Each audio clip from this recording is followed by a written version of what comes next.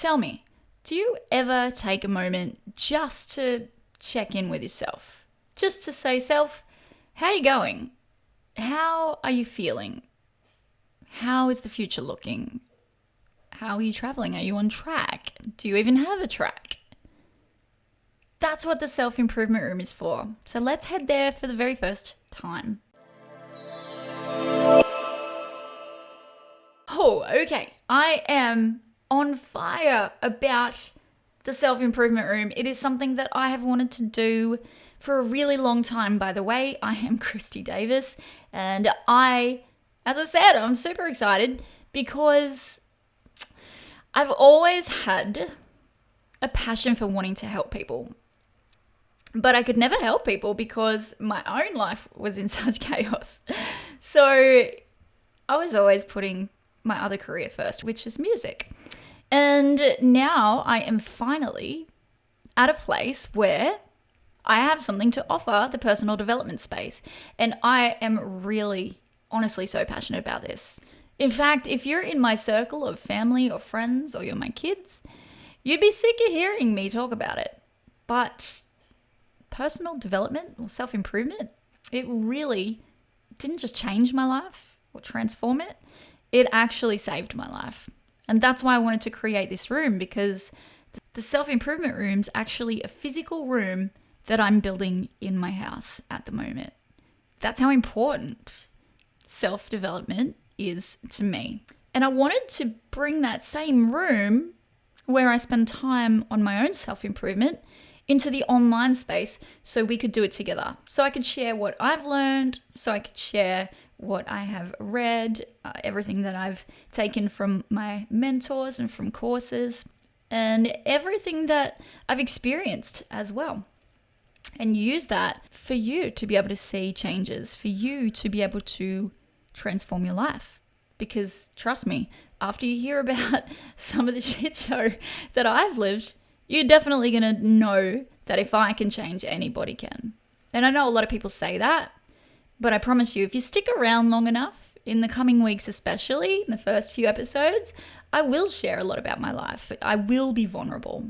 As hard as that will be for me, I have committed to showing up, honestly, for you so that you can see behind the scenes and you can see from somebody who has had a really difficult time of it and then didn't really do much to change that and finally had her rock bottom moment and moved on and changed her life. So when I was thinking about our first visit in the self-improvement room, I actually wrote out a 2-part blog and filmed the first 2 episodes. And they were all about myself and what I'd experienced and the kind of life that I lived and, you know, what I'd drawn from those experiences. And then I got to thinking, well, is that really what I want to share straight away? Something about me? When my aim is to help you guys. My aim is to focus on what is important in this room, and that's you. I spend time every single day improving my life, so I wanted a space for you guys to come so you can do the same. So the most important person in this room, in our self-improvement room, is you. And that's why I wanted to talk to you today about self-improvement or personal development and what it is and what it isn't. And actually, this was a suggestion from one of my listeners on YouTube. And the conversation kind of went something like, everybody seems to think that personal development is this kind of buzzword, and it's really not being used the way it was back in our day, basically. And I hate saying our day because it makes me feel old. But they basically said that, you know, self-development or personal development has just become so popular that we're putting all of this focus on ourselves, but maybe not for the right reasons. So that's what I wanted to talk about today in the self-improvement room. I wanted to talk about what personal development is and what it isn't. So they were right when they said it's not a buzzword. I mean, it is a buzzword because everybody is using it. I went to the self-help section. I only just started kind of shopping for books. My husband loves books, although I don't really see him read, but he loves books, and I've always been an audiobook type of person, probably because of my ADHD. I can't focus on reading a page. But recently, especially after being medicated, I can actually focus long enough to read a page. So I found myself in the self-help section of this bookstore, or of a few bookstores. And the last time I was in a self-help section, it was like 1/10 of the size, and there was certainly nobody there. And now it's such a big section, and not just self-help or self-development, but like spirituality and everything is kind of under that, one banner of changing yourself and holistically. And what I noticed was there were so many freaking people in there. I was looking for this one book. It's called The Book of Answers. And it was just a really cool thing that I wanted for Christmas. And I couldn't find it anywhere because I couldn't get in to see what books were there. It was insane, the amount of people in there. Now, the demographics were probably my age and a fair bit younger, which is fantastic. So I think, don't get me wrong, I think it's amazing that so many people are looking at and wanting to change their life, because let me tell you something. When I was younger, in my 20s, I didn't know what self-development or personal development or self-help was. I didn't know that you could improve your life. Nobody told me. Like, they didn't tell me at school. My parents didn't tell me. Like, the closest I think my mum got was telling me that I could be anything that I wanted because she thought I was very talented. And even if I wanted to be, I could be the Prime Minister. She didn't say that you can create your life to do that, like design your life to do that. She kind of just gave me that little nugget of information and then let me on my way. So I think it's great. I think it's fantastic that young people especially getting into personal development.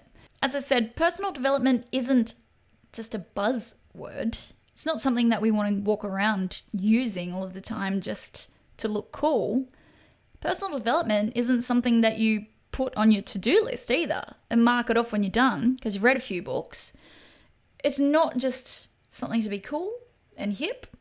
It's not like trying on the latest pair of fashionable jeans. It's all about developing new skills. It's about acquiring knowledge, creating systems, and achieving goals. And ultimately that, put all together, is how you create transformation. So when you're developing new skills, acquiring knowledge, you're creating systems, you're achieving these goals, you put all that together and that's what makes a difference. Now, of course, it's not just that. There's a lot more that comes into it, like fully committing and creating habits and all of these amazing things that I'm going to talk about in this room because I had absolutely no clue about any of this shit before 8 years ago. But I need to share it because I know that there's you guys out there listening who are going, yeah, I haven't really heard about this shit either. Like, yeah, I've heard about personal development, but I'm not going to look into it because it just seems like everybody's doing that and it's kind of lost its flair or its real meaning. Personal development is a lifelong commitment to becoming the best version of yourself, and it requires dedication and perseverance, and it requires a growth mindset. That's where a lot of us stop straight away and go, well, I don't know if I've got a growth mindset. A lot of us have a fixed mindset where it is, no, my brain's wired that way. I'm wired that way. That's all I can do. That's how I am. That's just who she is. That's just who he is. That's bullshit. That's what I learned. I am not who I was. You can ask my ex-husband that. He knows now I am not the person that I was. In fact, my beautiful husband now, who I've been with for 14 years, he's like, you're definitely not who I married. Thankfully, he still loves me. I'm just like a super boring version of who he married. A little bit toned down a little. But we've created an amazing life together because we're taking this personal development journey.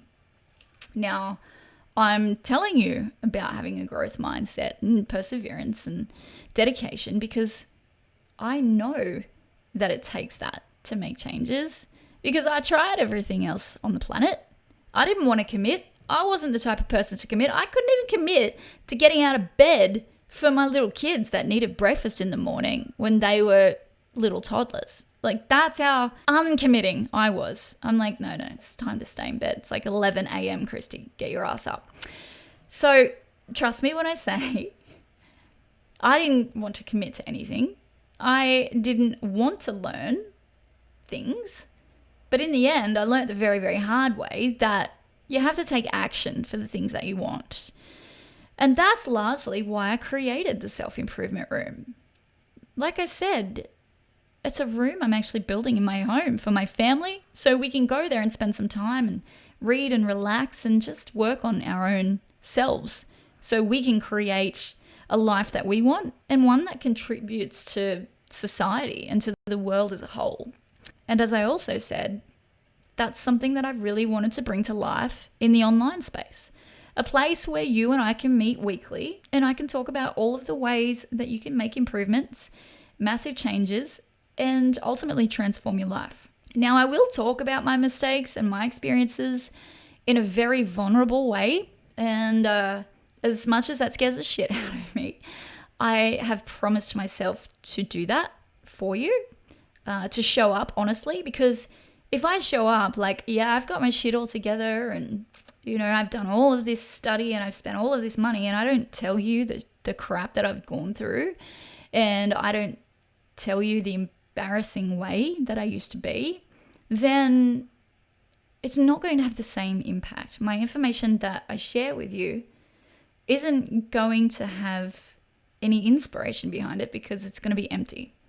So I have made a pact with myself that I will be vulnerable, as hard as that will be. I will be vulnerable so that I can help you guys understand the importance of change. The main message that I want to share with you is that you don't have to wake up every single day and live life rolling with the punches. You don't have to live with whatever life dishes out at you. You actually get to choose. Now, if you're waking up every morning and you don't feel excited and you've got to drag yourself out of bed and you're filled with worry and anxiety and even fear, then this room is for you. This meetup each week is for you. And if you're waking up thinking, man, this is not the life that I had in mind, this is not my dream life, then this room is for you.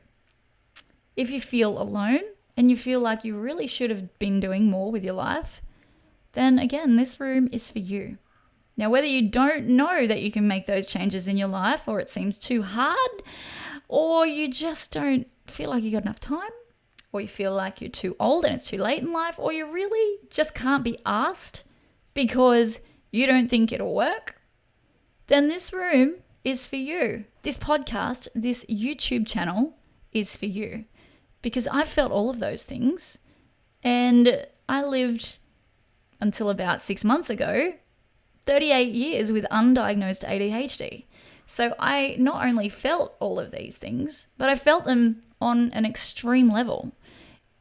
It took me hitting rock bottom, literally having a bathroom moment where I was on the bathroom floor just bawling, just sobbing, going, this is just not what I thought my life was going to be. This is not what I had planned. And it took that rock bottom moment, and trust me, there were many moments before that that really should have been my rock bottom, but I just couldn't get myself to make these changes. But I did have my rock bottom moment, and that's what it took me to change my life. That's what it took me to understand that I had to commit. Now, I've been a recording artist for most of my life, more so in the last 8 years when I got my shit together.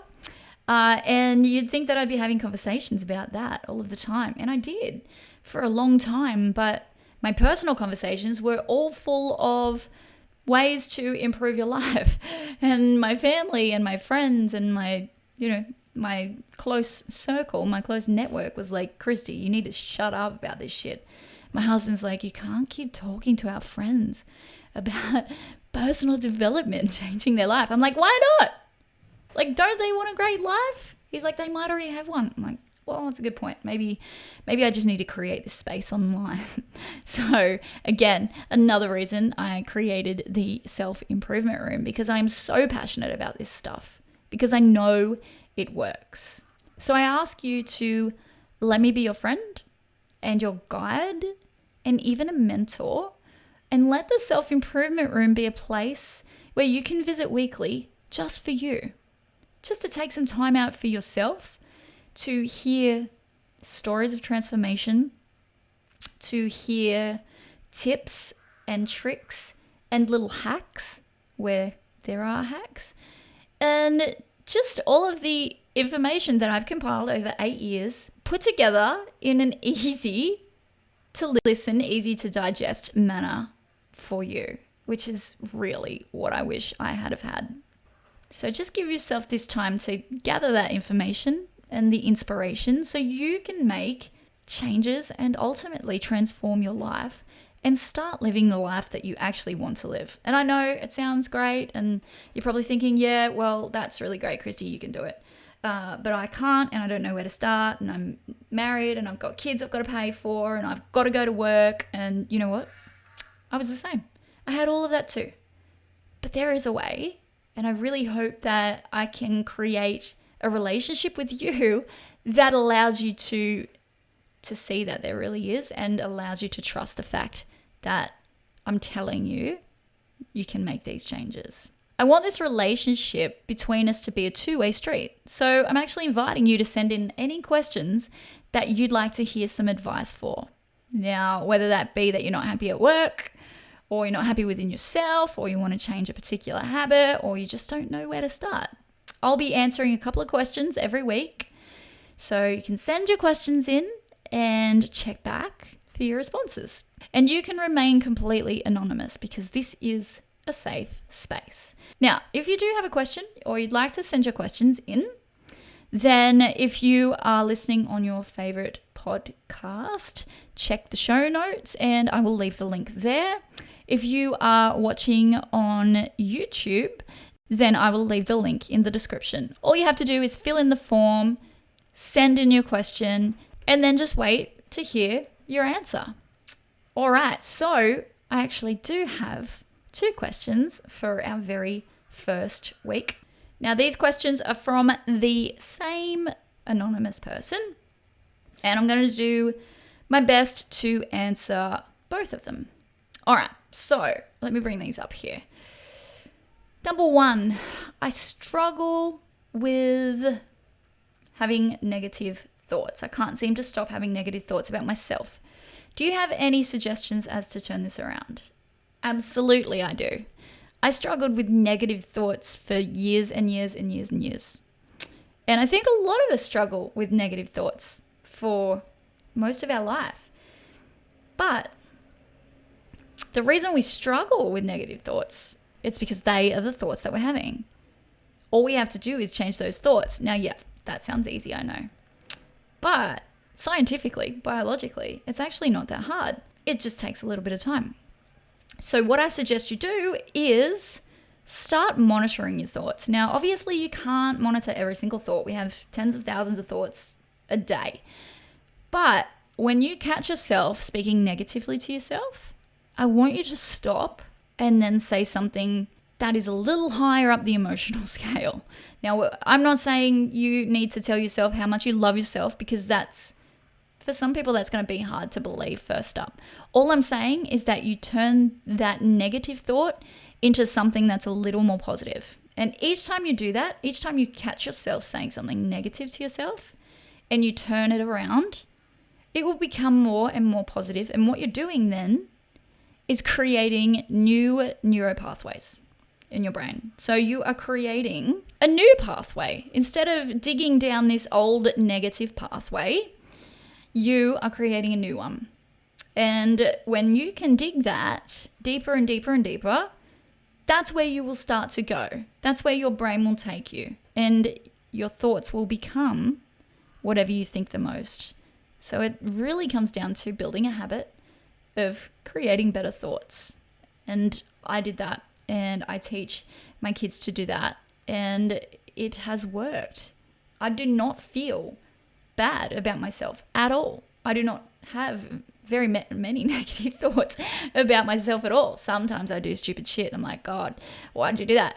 But in general, I don't have those negative thoughts anymore. And that's because I spent that time.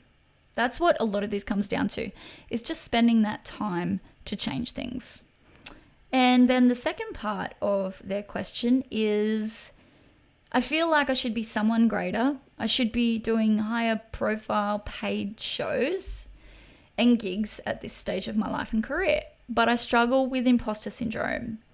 This comes from being brought up by a mother with the notion that females are second-class citizens and treated like that during my childhood. And she says this needs therapy, I know. Well, I don't know if it needs therapy. I don't know. I mean, therapy is always helpful for all of us, I guess, but that's a lot to deal with, and that comes back to that negative thought pattern. So firstly, I used to always think the same. I should be further on in my career, or, I'm not doing well, and I would struggle with imposter syndrome. And then I read a book called The Gap and the Gain.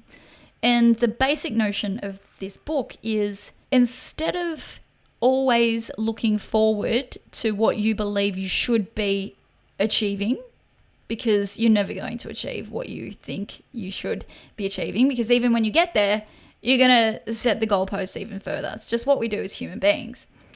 But instead of looking to the future like that, what we do is look back and go, okay, well, how far have I come, in the last 5 years or in the last 10 or 20 years? And instead, we look at that from that perspective. We look back and go, you know what, I'm actually doing really well. And that perspective will make you feel better instantly, rather than going, I should be here. No, I should be here. Because that's never ending. That is a never ending trail, trust me. And it doesn't lead to happiness. Our goal is happiness. Our goal is being happy each day. When it comes to imposter syndrome, same thing as the negative thought process. You just have to start having different conversations with yourself, talking to yourself, saying, yeah, don't say, who am I to do this? Say, I am able to do this because I believe I can. Well, that helped me with my imposter syndrome. Occasionally I still feel it. I think that's natural. I think that is just human. But to feel it all of the time and have it stop you from moving forward, that's when you've got to start looking at that inner dialogue and those thoughts.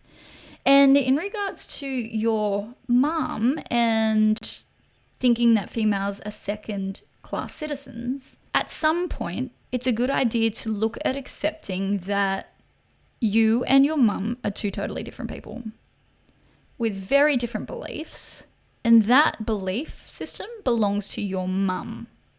And she might have brought you up that way, but unless you're living with her now and she's still bringing you up, she's not bringing you up anymore. So that notion that she has and all of those things that she said to you, they're all in the past. And I'm gathering that you have a little bit of struggle with the negativity.